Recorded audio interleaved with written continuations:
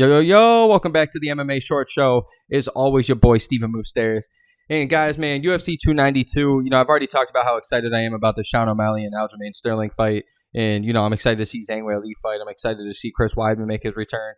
I'm excited for the Cheeto and Pedro Munoz fight. I'm excited for all these. But the one thing I was really looking forward to, man, was this Ian Machado Garry and Geoff Neal fight. Geoff Neal is one of my favorite fighters in the UFC for sure. Just everything about him, the way he fights, like just his grittiness. He's got that dog in him. I mean, he could put anybody's lights out. Especially even his story too about how he was working. He had to work at Applebee's, I think, as a waiter or whatever for how long.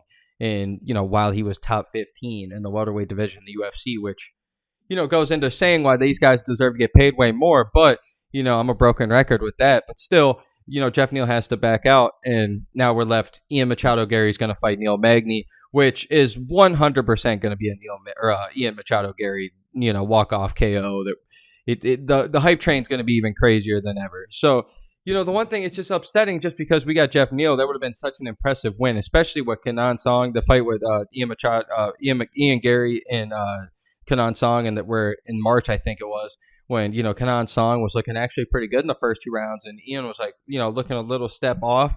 And then in that third round, he just proves to everybody why he's there, and he opens up a little bit and has one of the nastiest combos you'll ever see to finish a fight.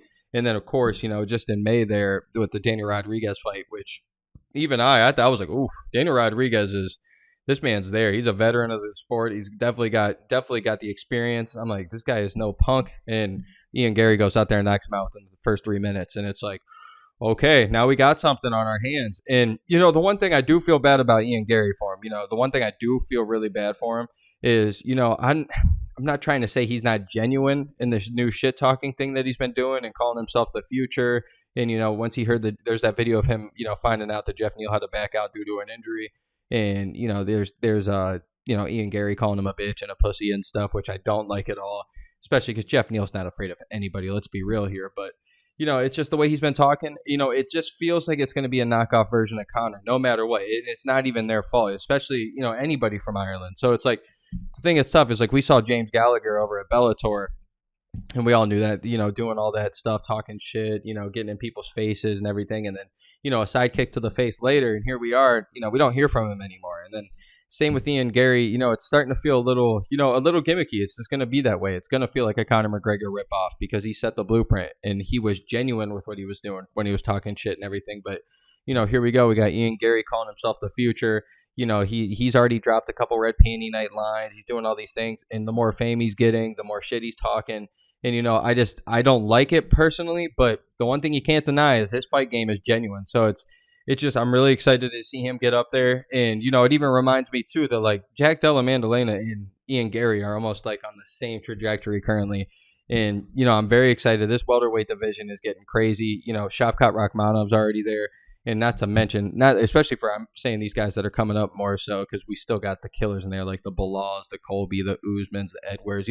We still got a shit ton of these guys. Vicente Luque, Stephen Wonderboy Thompson. Like, we got these guys up there. But, I'm saying for these prospects and everything, and if Hamzat gets his shit together for 170 is looking like, if we got 5 years from now, 4 years from now, anything can happen. But can you imagine JDM, Kevin Holland, good old freaking Ian Garry, Shavkat Rakhmonov. Oh, my God. And then to think if Hamzat can get his shit together at 170, like 170 is about to be looking amazing. So this is why I'm so excited for Ian Garry to fight. But now, like I said, it's just not going to be as impressive to me, at least. He is going to go out there and look amazing. I'm warning you guys now.